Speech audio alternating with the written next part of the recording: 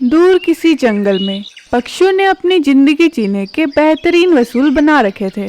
सारे पक्षी मिलजुल कर रहते और एक दूसरे की मदद करते। अगर किसी पक्षी के बच्चे छोटे होते तो उसे दाना पानी घोंसले में ही ला कर दिया जाता। समय बहुत अच्छा बीत रहा था। सारे पक्षी अपने अपनी जिंदगी से बहुत खुश थे। तभी अचानक से एक बड़ी आपदा ने इन पक्षियों को घेर लिया। वो थी पहाड़ों पे रहने वाले चील। आए रोज कोई ना कोई पक्षी गायब होने लगे। वो चील कोई भी पक्षी को अकेला देख उठा ले जाता और उसे मारकर खा जाता। इतना ज्यादा मांस तो मैंने कभी सपने में भी नहीं खाया था। पिछले वाले जंगल में तो पक्षी बहुत कम थे, लेकिन यहाँ तो शिकार ही शिकार है। पक्षी वहाँ भी कम नहीं थे। वो तो तुमने मार मार कर जंगल को सुनसान कर दिया था। तुम तो ऐसे कर रही हो जैसे मुझे कोई शौक हो पंछियों को मारने का। मुझे अपना पेट भी तो भरना होता है, और फिर तुम सबका भी। मैं तुम्हारी बात समझ सकती हूँ, लेकिन इतने बड़े जंगल में कोई ना कोई मरा हुआ जीव भी तो मिल सकता है। तुम्हें तो शौक भी है पक्षियों को मारने का। जो भी समझो, मुझे मजा आता है अपनी ताकत को आजमाने का। तुम्हारा भी एक बेटा है। अगर किसी दिन इसे भी कुछ हो गया तो फिर तुम्हें पता चलेगा। तुम कम से कम छोटे पक्षियों पे तो दया किया करो। ऐसे ही उस बदमाश चील की पत्नी हर समय उसे समझाने की कोशिश करती, पर वो अपनी पत्नी की एक ना सुनता और वो फिर से किसी पक्षी को मारने के लिए जंगल में चला जाता है और जल्दी से एक छोटे से बुलबुल के बच्चे को उठाकर पहाड़ों पर ले जाता है। कोई बचाओ मेरे बच्चे को। वो बदमाश चील मेरे बच्चे को उठाकर ले गया है। सारे पक्षी उस चील की वजह से काफी डरे हुए थे, इसलिए कोई बुलबुल की मदद करने को नहीं आता है और वो बुलबुल चिड़िया रोने लगती है। क्या मिलेगा तुम्हें मेरे बच्चे को खाकर दुष्ट चील? काश तुम भी उस दुख से गुजर पाते जो दुख तुमने मुझे दिया है। तब तुम्हें पता चलेगा कि दुख क्या है। मैं अपने बच्चे का बदला जरूर लूंगी।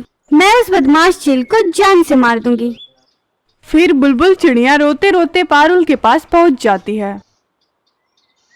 पारुल, आज मेरे बच्चे को उस बदमाश चील ने उठाकर ले गया, लेकिन किसी ने मेरी मदद नहीं की।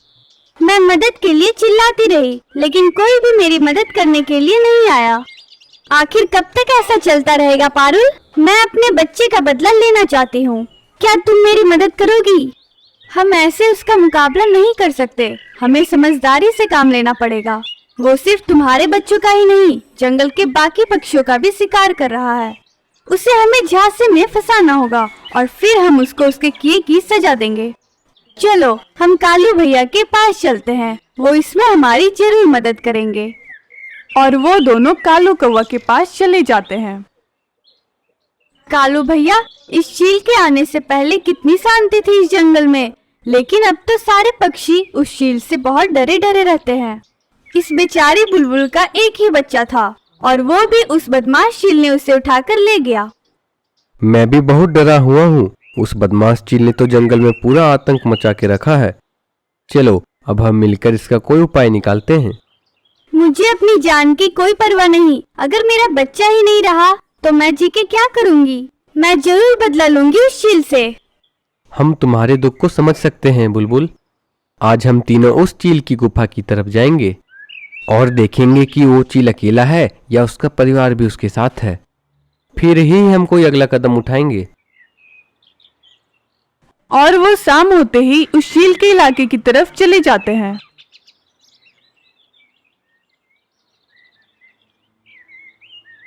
पास वाले जंगल में हाथी मरा पड़ा था। तुम तो उसे भी खा सकते थे, लेकिन तुमने इस मासूम पंछी के बच्चे को क्यों मारा? मेरे जी में जो आएगा वो मैं करूँगा। तुम हर समय मुझे ऐसी बातें मत बोला करो। चिलू बेटा, कल मैं दूसरे जंगल किसी काम से जा रहा हूँ। पहली बार मुझे तुम्हारे बिना पूरा दिन बिताना पड़ेगा। पापा, मैं भी जाऊंगा आपके साथ। तुम अभी इतना ज्यादा उड़ नहीं पाओगे मेरे प्यारे चिलू। मैं शाम होने से पहले ही तुम्हारे पास लौट आऊंगा। पारुल, मुझे एक उपाय मिल गया है। चलो अब हम यहाँ से चलते हैं। फिर वो तीनों वहां से चले जाते हैं। पारुल, कल हम सब इसी जगह पर आकर इकट्ठे होंगे। जी कालू भैया। सुबह होते ही सारे पक्षी उस जगह पे इकट्ठे हो जाते हैं। तुमने देखा पारुल, वो चील अपने बच्चे से कैसे प्यार कर रहा था। हमें अब उस चील को सबक सिखाना होगा। वो आज दूसरे जंगल जा रहा है और हम किसी न किसी तरीके से इसके बच्चे को उठा ले आएंगे। क्या मार देंगे उसे? नहीं, अपने बच्चे की खातिर वो हमारी हर बात मानेगा।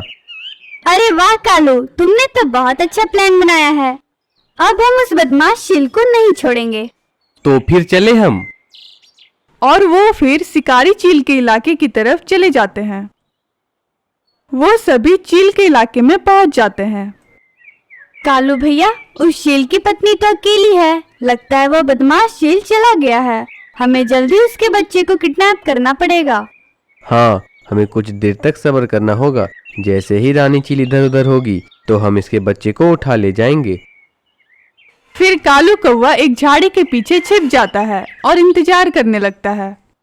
जैसे ही रानी चील गुफा के अंदर जाती है, कालू फौरन उसके बच्चे को पकड़ लेता है और वहां से चला जाता है।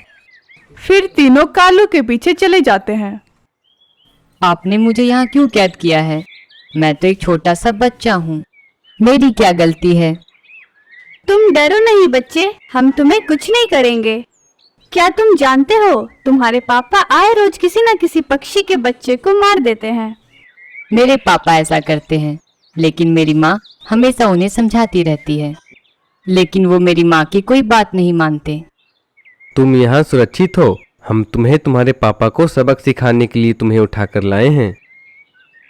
उधर चील रानी अपने बच्चे को ना पाकर बहुत परेशान हो जाती है। मेरा बच्चा कहाँ चला गया? मेरे बच्चे तुम कहाँ हो? और वो फिर रोने लगती है। ऐसे में वो बुरा चील भी वहां पे आ जाता है। क्या हुआ? तुम इतनी चिल्ला क्यों रही हो? मेरा बेटा, पता नहीं वो कहाँ चला गया। ये तुम क्या कह रही हो? ऐसे कैसे हो सकता है? मैं थोड़ी देर के लिए गुफा में क्या गई, जब आई तो देखा हमारा चीलू घोंसले में नहीं था। शायद वो जंगल की तरफ ना चला गया हो।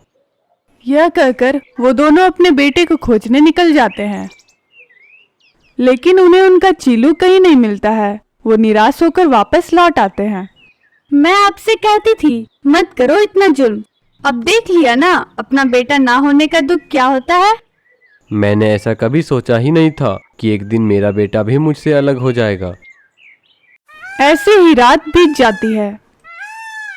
अगली सुबह होते ही वो दोनों अपने बेटे को ढूंढने चले जाते हैं। चील रानी सारे जंगल में अपने बेटे को खोजती है, लेकिन उसे उसका चीलू कहीं दिखाई नहीं देता। वह थक हार कर एक पेड़ पर जाकर बैठ जाती है। किसी का बच्चा ढूंढ रही हो क्या खाने को? सारे पक्षी डरे हुए हैं तुम्हारे जुल्म से। सबके बच्चे अपने अपने घोंसले में हैं। अब तो पक्षी भोजन लेने भी डर डर के जाते हैं। अब तो दया करो उन पे, कलमुही कहीं की। मैं जानती हूँ कि मेरा पति आप सभी पर जो अत्याचार कर रहा है वो गलत है, लेकिन मेरा विश्वास करो, मैं तो अपने बेटे को ही ढूंढ रही हूँ। मेरा बेटा कहीं खो गया है। अब तो इसके पापा को भी बहुत सदमा लगा होगा। वो अपने बेटे से बहुत प्यार करते हैं। चलो, कुछ दिनों तक तो हम सुरक्षित रहेंगे। कालू भैया, क्यों ना हम चील रानी को बता दे कि इसका बेटा हमारे कब्जे में है, और अगर इसे अपना बेटा चाहिए तो ये अपने पति को लेकर आए। हाँ, मैं भी यही कहने वाला था। और कालू उस चील रानी को सारी बातें बता देता है। तुम्हारा बेटा हमारी कब्जे में है, वो सुरक्षित है। अगर तुम्हें अपना बेटा चाहिए तो तुम्हें अपने पति को लेकर आना होगा। जो तुम कहोगे मैं वो करने के लिए तैयार हूँ, लेकिन मेरे बेटे को कुछ मत करना। ठीक है, हम कुछ नहीं करेंगे तुम्हारे बेटे को। जाओ और अपने पति को बुला कर लाओ। और चील रानी जल्दी से अपने पति के पास चली जाती है। चील भी परेशान और थक हार कर वापस आ गया था, और रानी चील अपने पति को सारी बातें बता देती है। अब पता चला तुम्हारे किए की सजा मुझे भी मिल रही है। जल्दी चलो मेरे साथ। हमारा बेटा उन पक्षियों के कब्जे में है और वो तुमसे कुछ बात करना चाहते हैं। और वो जल्दी से वापस जंगल की तरफ चले जाते हैं। मुझे माफ कर दो। मेरे किए की सजा मेरे बेटे को मत दो। मैं मानता हूँ कि मैंने गलती की है। बस एक बार मुझे माफ कर दो। अब से मैं दोबारा ऐसी गलती नहीं करूँगा। मैं इस जंगल को हमेशा हमेशा के लिए छोड़कर चला जाऊंगा। बस तुम मेरे बेटे को छोड़ दो। कालू कौवा उस चील के बेटे को छोड़ देता है और वो चील परिवार इस जंगल को हमेशा हमेशा के लिए छोड़कर चले जाते हैं और सभी पक्षी फिर से खुशी खुशी अपना जीवन जीने लगते हैं।